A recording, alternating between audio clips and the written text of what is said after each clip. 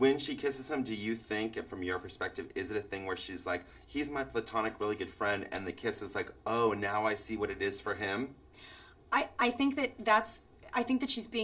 she's freaking out and she doesn't know what to do because he's being irrational and he's going to go, like, die in the battle, and she doesn't want that to happen, and so she can't think of anything else to keep him there, and she's being manipulative, and she kisses him and doesn't want to, but then in the middle of it realizes, like, whoa, this is like, I can do this. I never thought I could do this. Because she's never been with anyone else.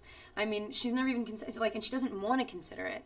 And so it's like, it just literally, like, punches her in the face. Like, what?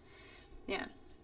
Yeah. And then she has to go talk about it with Edward. Right. Well, I think it's interesting because I think one of the moments, so much of the part where I feel the love engages, is Bella and Edward, but the moment when you're sort of talking to him in a wolf form and you pet his head was so touching to me. Was that tough to play because of the CGI and all that, or was it you understood and it was easy because you were so?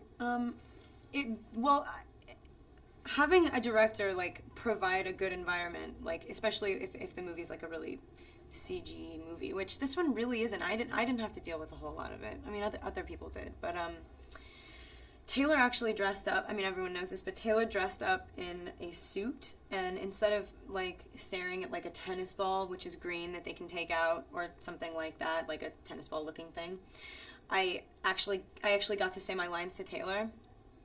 And I mean, it is funny that he looked so funny, but I did need to be talking to him.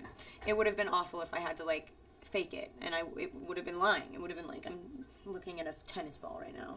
I'm like expressing how afraid I am. I'm actually admitting at this point that I'm scared and that like I'm, the cause of it, and I'm looking at a tennis ball. Yeah. What do you think? Why would you tell someone to see Eclipse, or do you feel like is there anything they need to know before they see Eclipse if they haven't seen the other movies yet?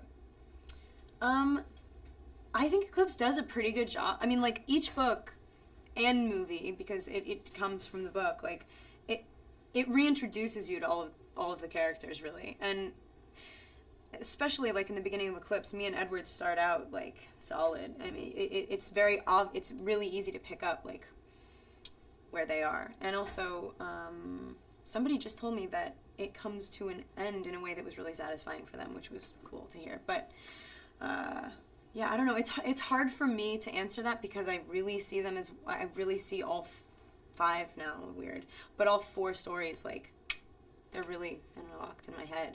Right, so you're like in the middle of it still. You're not really, like, it's still not closed, it's like totally in the middle. Yeah, the story literally just stops, and then we have to, like, go make another movie and wait for everyone to get ready to make the next one, and then we get to go back and finish the story. It's weird. All right, well, I'm out of time. Thank you so much. No problem.